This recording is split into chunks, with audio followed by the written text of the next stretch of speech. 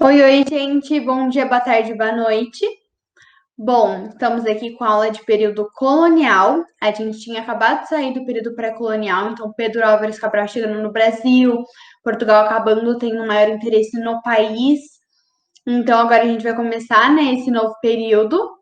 Espero que vocês gostem. Vou compartilhar agora a tela com vocês e vamos lá, então.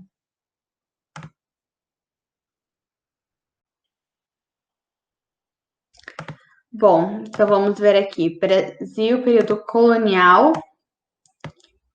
Então, bem-vindo à aula de hoje. O conteúdo vai ser contextualização, né? Então, um pouquinho sobre o Brasil pré-colonial. Aí a gente já vai entrar no século XVI, no século XVII, no século XVIII. Objetivos da aula: compreender o período colonial e seu contexto econômico e conseguir relacionar as aulas de história do Brasil com a da história do mundo quando vocês aprenderem esse século, né? Na outra frente da matéria. Então, quando vocês entrarem no século XVI, XVII, XVIII, conseguir olhar para a matéria do Brasil e realmente entender o que está acontecendo, né? Que mais? Então, vou começar agora com a contextualização. Então, a gente está saindo da época pré-colonial, então entre 1500 e 1530.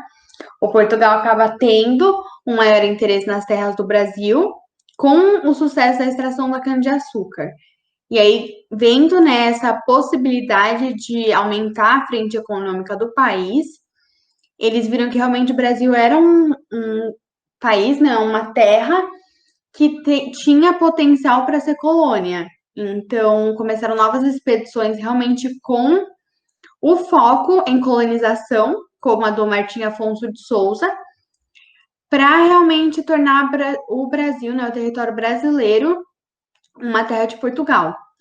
Então, eles viram, né, que a cana-de-açúcar estava dando certo, que os espanhóis acharam ouro nas outras Américas, então, realmente, devido a vários incentivos, né, a Índia era um país que agora os europeus não tinham mais tanto interesse, por conta que as especiarias e o país já tinham acabado se tornando coisas mais comuns na Europa, né? Já tinha ocorrido tanta comercialização que aquilo acabou se tornando banal.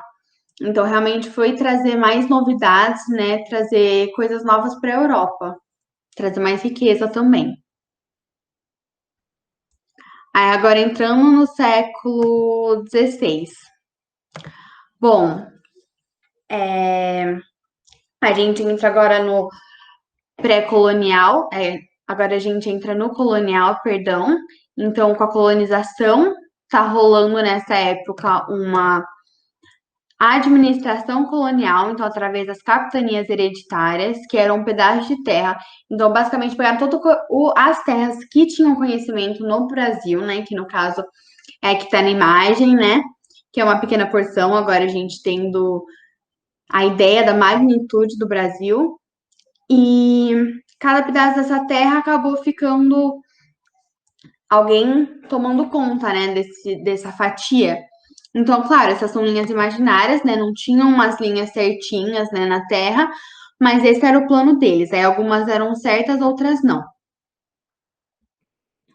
Basicamente, então, é isso. Aí, basicamente, nessa época, então, a gente tem essa administração colonial com as capitanias hereditárias e, mais tarde, um governo geral com câmaras municipais.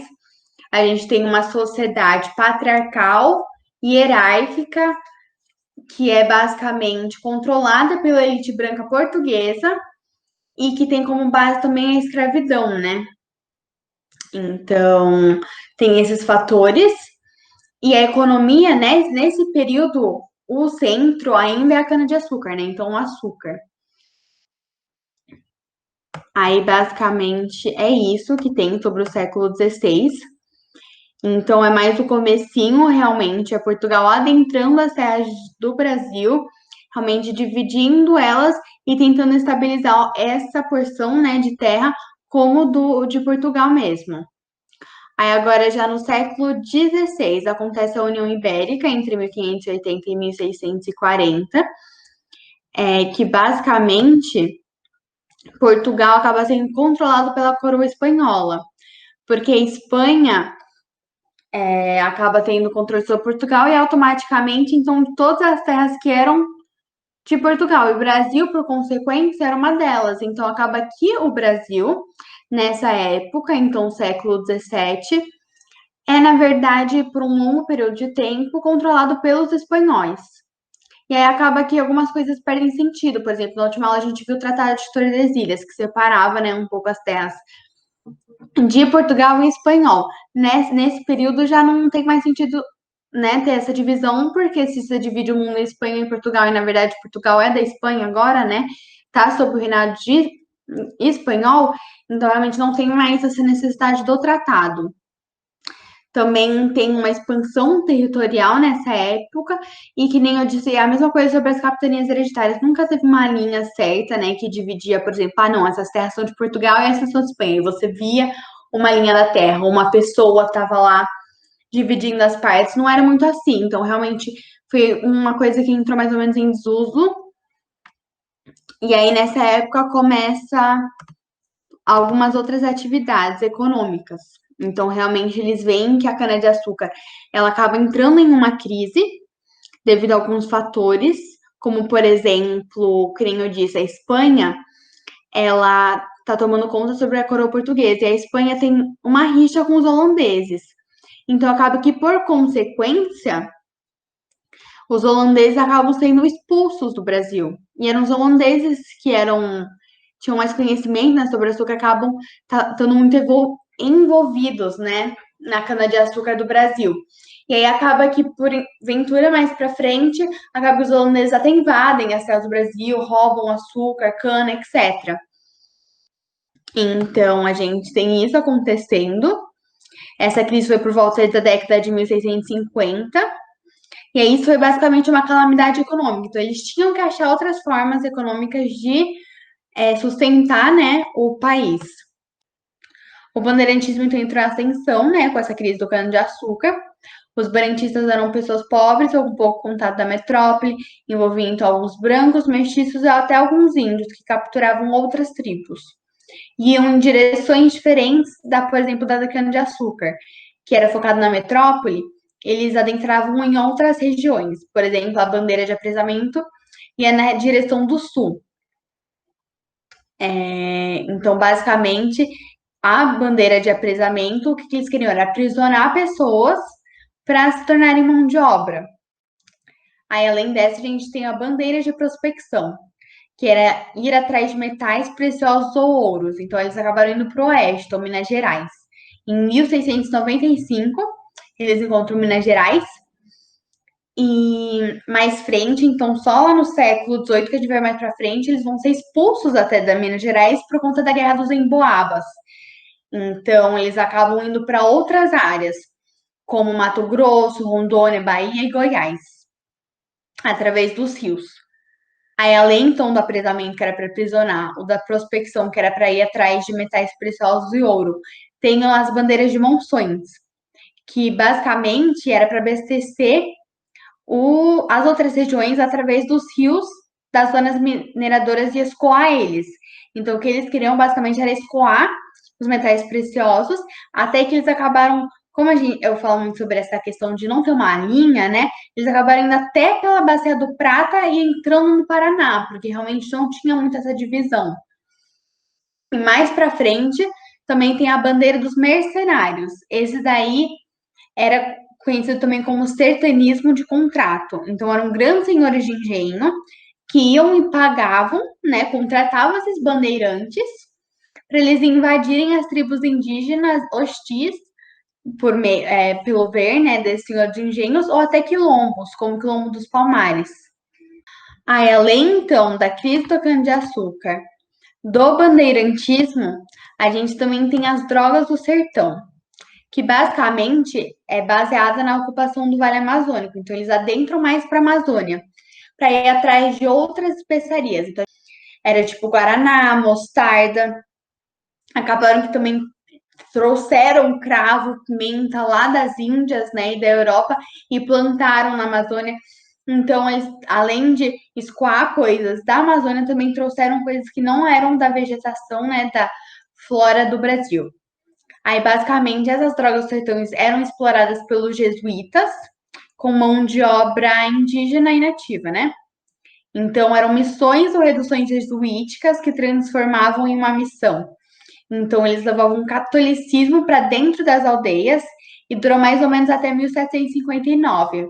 Mas aí eles acabaram tendo uma expulsão, né, mais para frente, depois de 1759, porque o Pombal, que era rei, né, lá em Portugal, usava como justificativa que, na verdade, os jesuítas estavam envolvidos na tentativa de assassinato de Dom José. Mais um aprofundamento. Aí, além dessas outras duas, a gente também tem a pecuária, que ela era voltada para o abastecimento dos engenhos de açúcar, surgiu lá no sertão do Nordeste. Então, basicamente, a pecuária era o luso brasileiro se virando no Brasil. Então, vieram algumas pessoas e cada um tinha que achar uma forma de conseguir se sustentar, né? E essa foi uma forma dos lusos brasileiros conseguirem sustentar aqui. E aí, esse tipo de economia era muito voltado para o mercado interno, porque, por exemplo, cana-de-açúcar escoava para a Europa, minerais, ouro, mesma coisa, drogas sertões. Agora, a pecuária era literalmente a, a forma econômica de conseguir sustentar as pessoas que estavam no Brasil. Então, eles acabam se expandindo também bastante para o sul, para o centro-oeste, realmente para conseguir mandar, né, alimentos, vestimentos, etc. Também não é só alimento, né? Não é só carne, leite que a pecuária envolve, ela também envolve transporte dos tropeiros, então tropas de mula, também usam ossos para fazer instrumentos, couro como tecido e itens. Então, basicamente, eles exploram, acabam também incentivando essa exploração do território, porque tinha muito isso nessa época, né? Realmente não tinha tanto conhecimento sobre quão grande era o país, realmente quais eram os limites, o que que tinha onde, como que era a fauna ou a flora em tal lugar, porque realmente o Brasil é um lugar muito diverso, né? Então, todas essas atividades econômicas acabam incentivando ainda mais a exploração do território. E aí, por enquanto é isso.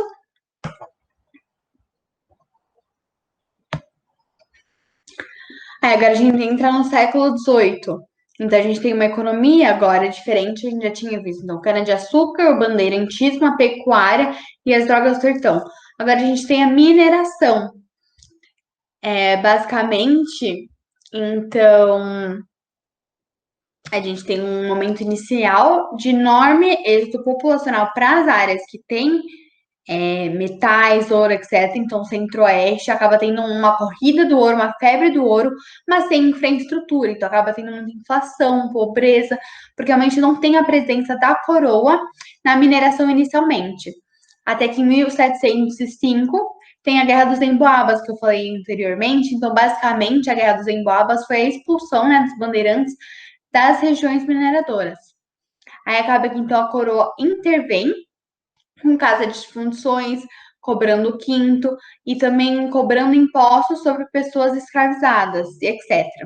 O Brasil acabou que produziu mais ouro em tonelada em 50 anos do que a Espanha produziu em prata em 350 anos. E o ouro acaba valendo mais que a prata, né? Então, para vocês terem uma noção da magnitude da mineração no país. Então, a história do Brasil a gente pode dizer que mudou depois que a gente achou, né, o ouro e os metais preciosos. Houve uma mudança do eixo político-econômico, o foco era no Nordeste, né, com açúcar, com a capital lá, e ela acaba se mudando para o Rio, aqui no Sudeste, mais perto, né, de Minas Gerais. E acaba ocorrendo também um processo de urbanização e uma interiorização. Então, agora o Estado vai para o interior, não só as pecuárias. Como assim o Estado vai para o interior? Porque não tinha infraestrutura no interior. E acaba que eles notam, né, que realmente para conseguir manter as atividades econômicas, conseguir manter o país em ordem, eles não focam mais, a coroa não foca mais só nas grandes metrópoles, ela acaba indo mais para o interior do país, trazendo mais infraestrutura. Além disso, também tem uma mobilidade social, então muitas pessoas têm a possibilidade de enriquecer. Então, pessoas conseguiam mudar de classe social muito rápido. Aí a gente tem uma cultura que acaba seguindo, né, os ramos da Europa, então a gente tem arcadismo, a gente tem barroco mineiro, etc. Então a gente tem um período bem marcante, tanto no lado de história quanto, por exemplo, literatura. Em 1750 acaba tendo o Tratado de Madrid, que quando Alexandre de Gusmão foi argumentar com base no Tiposidex que a gente ia ter um país definido. Então acaba se formando isso. E no final do século XVIII também tem o ressurgimento agrícola, com cana-de-açúcar, algodão no Maranhão, cacau na Bahia, fumo na Bahia, etc. Ao final do século XVIII, o ouro começa a cair, então a produção aurífera começa a cair. Pombal, que estava no reinado português, em 1750, tenta segurar a barra, mas não consegue. Portugal começa então a culpar os lusos brasileiros de roubar, de fazer um monte de coisa errada em relação à mineração, aperta a fiscalização, implementa o derrame, isso acaba desgastando as relações. Acabou ocorrendo então as conjurações mineiras em 1789 e a baiana em 1798. Então, conjuração mineira 1789, baiana 1798.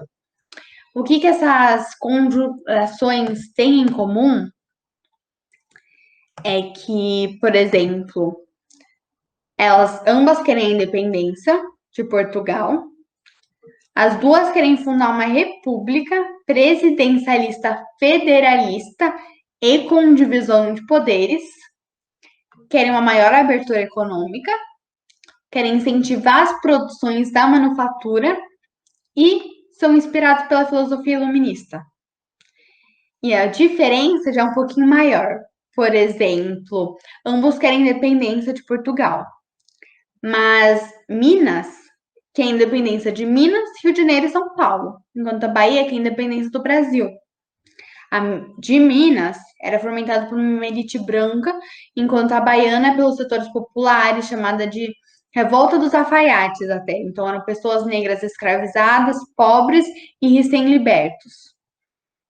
Minas, que é a manutenção da escravidão, né? Então a elite branca portuguesa, enquanto a Bahia, que é o final da escravidão, do racismo, da discriminação, né, dos Estados Unidos da América, enquanto a Bahia se inspira na Revolução Francesa, então a ideia jacobinos, né, liberdade, igualdade e fraternidade. E a revolta do Haiti, que foi uma revolta popular também por negros e pessoas ex-escravizadas. Então, realmente a gente vê que Minas, né, era uma coisa muito mais elitizada e a de Bahia era uma coisa muito mais popular, né, uma coisa muito mais social. Então, basicamente é isso sobre o período colonial. Esse foi um resuminho bem curto, porque ele é bem denso, né? Então, tentei trazer de forma mais enxuta e mais informativa, assim, trazendo os pontos principais para vocês. Basicamente é isso. É um período muito diferente, né, do período pré-colonial, porque o pré-colonial era mais baseado, quando a gente for ver, é mais focado, na verdade, a abordagem na Europa, né? E realmente aqui é o momento em que a gente começa a ver que o Brasil tem uma própria identidade. E é basicamente isso, gente. Eu espero que vocês tenham gostado, espero que vocês tenham entendido também. E é isso, muito obrigada pela atenção, espero que tenham uma ótima semana e até a próxima!